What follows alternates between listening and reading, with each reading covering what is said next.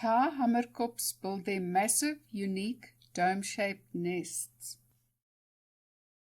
These hamerkop nests are one of the largest nests of any individual bird in the world. They can be 2 meters wide by 2 meters high, and they have a large mud-plastered nesting chamber. They can weigh anything from 25 to 50 kilograms, and they can consist of 8,000 items of nesting material. Some nests are built in very sturdy trees near water. And most of the hamerkop nests that I have seen are on cliff ledges near a stream or a river. And this is the nest up close. Some nests are built on precarious rocky outcrops on the edges of seasonal streams in the southern Karoo, like this one. And this one, amazing how it doesn't topple over in a strong wind. Nesting materials consist mainly of sturdy twigs, grass tufts, leaves, and any movable debris, like clothing items. This nest has a garment of sorts on the side.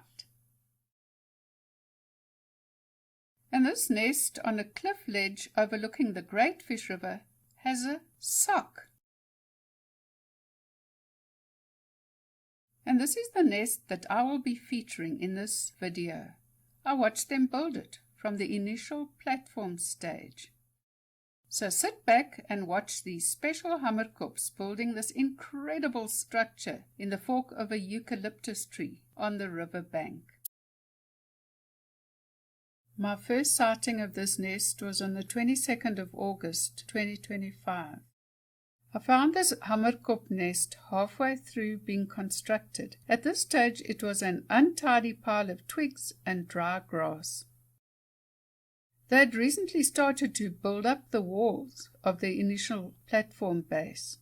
You can see here how they have interweaved the sticks to form a wickerwork basket effect. This unique hamerkop nest is built in the fork of a large eucalyptus tree on a river bank.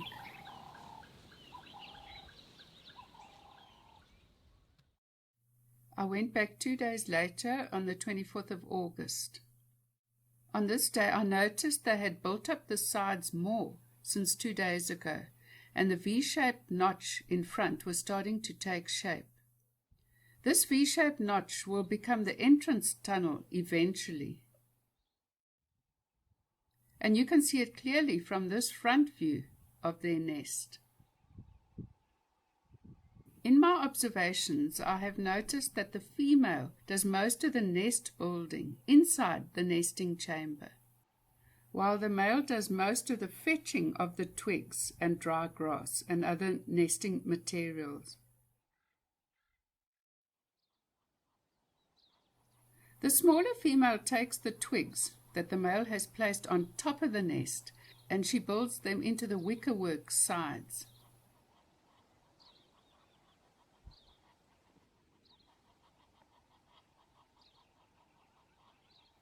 She is forever testing to see if everything is placed securely.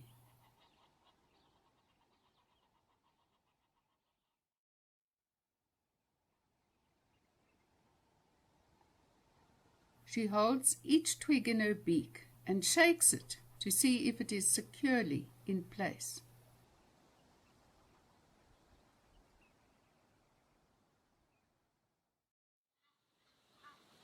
Unfortunately, a pair of Egyptian geese came to inspect the hamerkop's nest that day. The hamerkops can be seen on the branch on the top right. They are deciding what to do and how to handle this situation.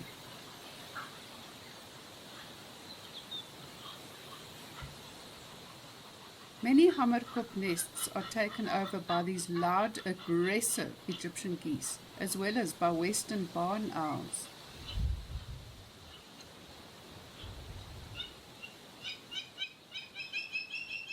I presume it is the male that decides to try and chase them away, but it didn't work, and he goes back to his perch. Eventually I waved my arms and the geese flew off. I went back the very next day on the 25th of August. They had built up the back a bit more. Look how neat the wicker work is from this angle, as seen from the inside of the chamber.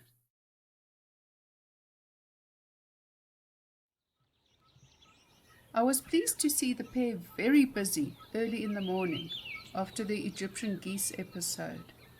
Once again the female was checking the strength of the placement of the twigs from inside the chamber, and the male was bringing plenty of nesting material and working it into the top part of the nest. This time the male brings a beak full of dry grass to add to the top, to make the nest totally waterproof, much like a thatch roof.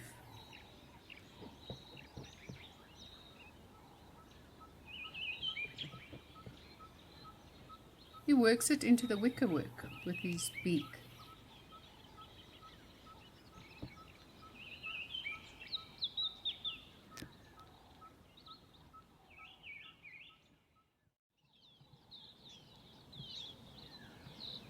This time the male brings a beak full of mud to bind the dry grass and twigs together.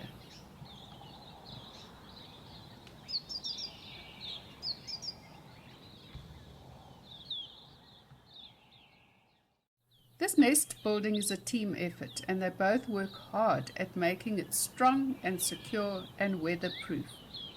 Most nest building takes place early in the morning and just before sunset each day. I went back 2 days later on the 27th of August. I found that they had just started constructing the roof on the rear end of the nest. And see how large and deep the chamber is when the female jumps in.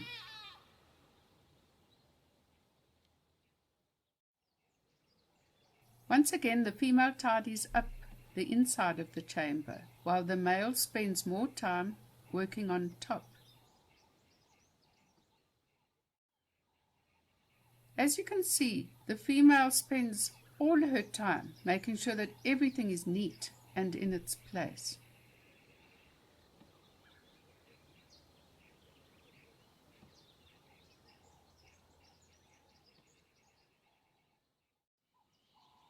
And from a closer side view angle, she secures all the loose pieces.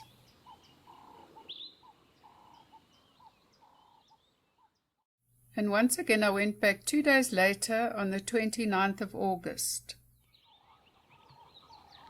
I was pleased to see most of the roof completed. They lay sticks of up to 60 centimeters long and 2 centimeters thick in a crisscross pattern when constructing the sturdy roof.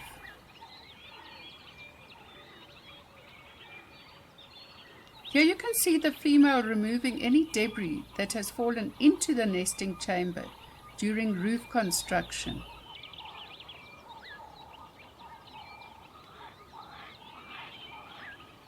And the entrance hole is looking much neater too.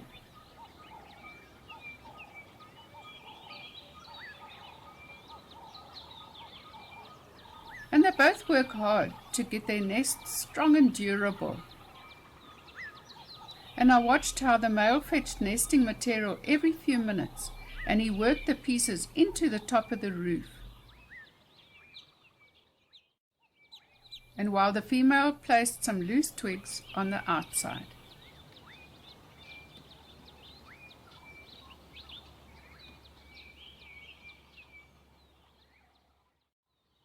And I found it very interesting to see how she gets into the nesting hole now. She flies from the top, turns round in midair and enters the hole.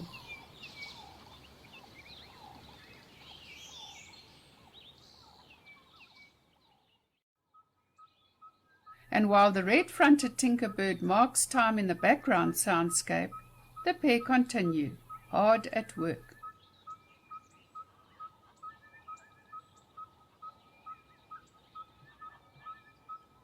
The male forces some muddy debris between the wickerwork and thatch on top to make it more weatherproof.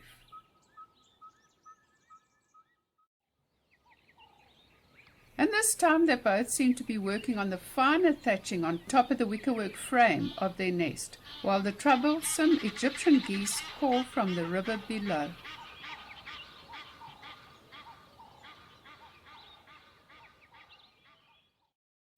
I went back the next day on the 30th of August. The male was very busy fetching twigs and dry grass for the nest.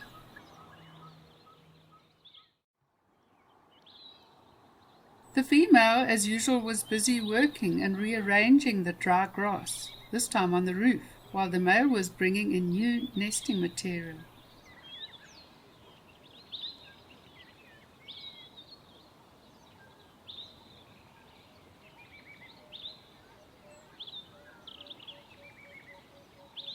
And once again, the female enters by jumping off the nest, turning around in midair, and then entering.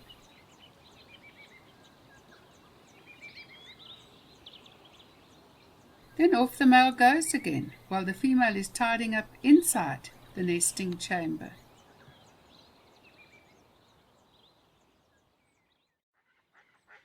This time the male brings a twig.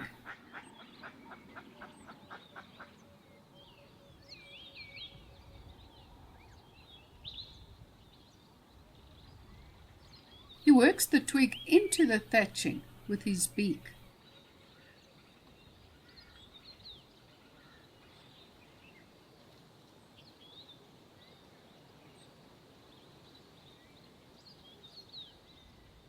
And off he goes again. And the busy male brings a beak full of dry grass to add to the thatched roof.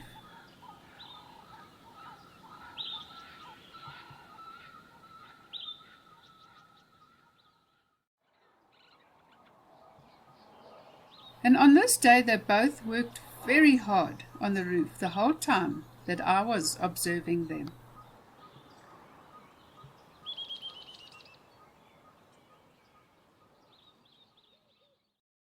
I went back on the 2nd of September, 3 days later, and the pair were still adding mainly dry grass to the roof and the sides. The grass was partially covering the entrance hole in front. Looks like they just dumped tons of grass wads on top. The pair were lazing around more on this day, and you can see how thick and waterproof that thatch is that they are standing on. And from this angle you can just see where the entrance hole is. And once again I went back 2 days later on the 4th of September. As you can see, there wasn't much change in this nest. It's still untidy with lots of dry grass dumped on top. And this is the nest high up in a eucalyptus tree on the river bank. Here the nest looks small, but it's massive. I noticed when the hamerkops weren't nest building, they often perched on this old dead tree near their nest, and they just chilled. Here's the larger male on the left.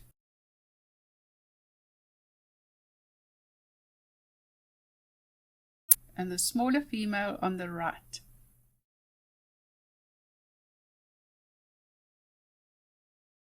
They still continued to fetch nesting material, but not at such a rapid rate as they did previously. They were bringing bits and pieces now and working them into the thatch on top. This is the female.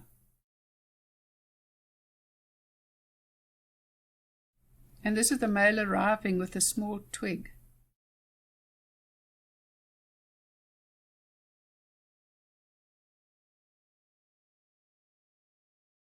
At one stage the female was inside the nesting chamber, rearranging the twigs at the entrance hole.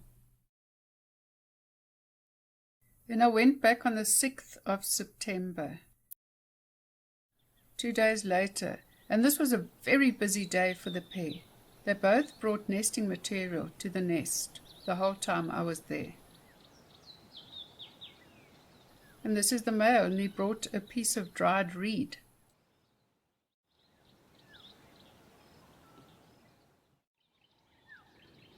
and then some dry grass and rubble.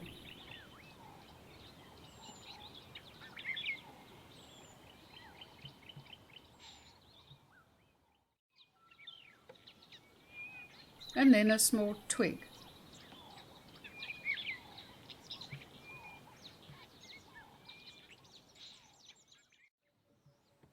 And some more dried grass.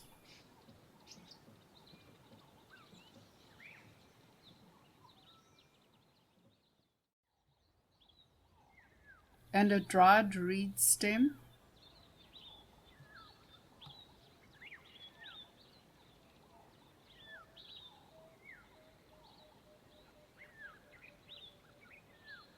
And this time the female brings a large wad of dried grass.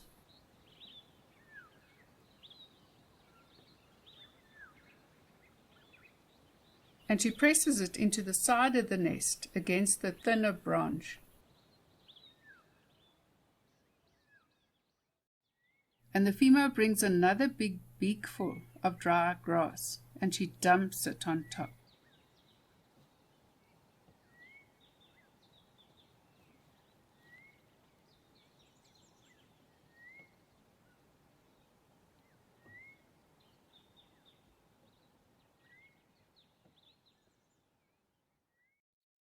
And as you can see from the side view, it is a very big, bulky nest.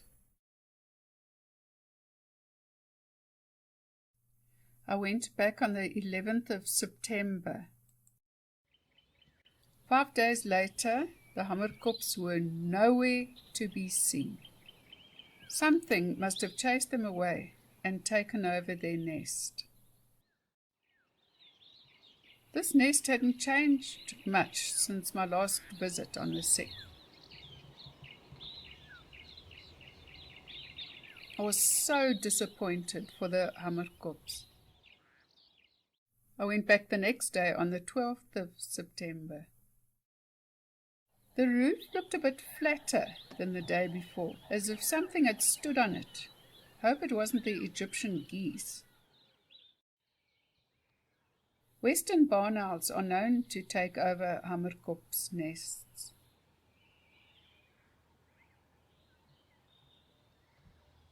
I tried zooming in on the entrance hole, but couldn't see anything. Then I went back 3 days later on the 15th of September.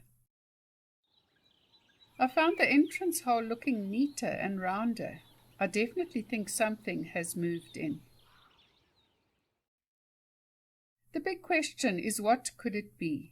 I think it could be barn owls, because there was no action around the nest at all during the day. I'm going to set up a camera trap on the opposite riverbank to see what it could be. I feel so sorry for this pair of hard-working hamerkops. Look how much work went into constructing this massive dome-shaped nest. It must have taken them at least 2 months from when they started. They had reached the stage where they were going to line the inside chamber with mud to make it cozy and waterproof.